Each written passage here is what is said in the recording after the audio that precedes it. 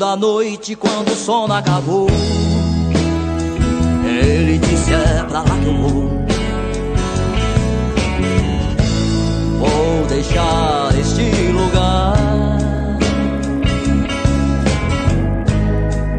É um mundo tão distante dos meus olhos. Arriou o cavalo de madrugada, soltou a poeira da estrada, cruzando o arco-íris, sentindo as pegadas doer no coração.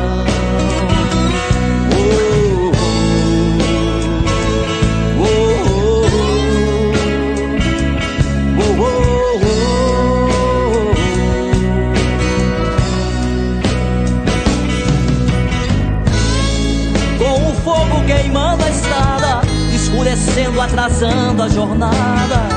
Cada passo é uma légua, perdido no cansaço, no grito dos pássaros, na matança dos bichos.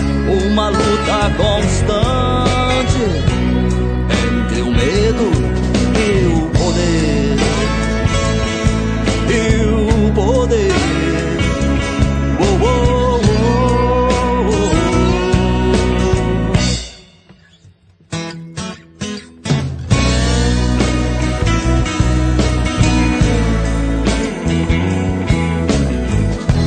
No meio da noite, quando o sono acabou, ele disse: é pra lá que eu vou.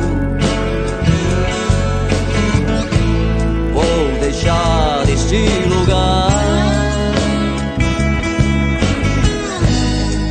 É um mundo tão distante dos meus olhos. Arriou o cavalo de madrugada,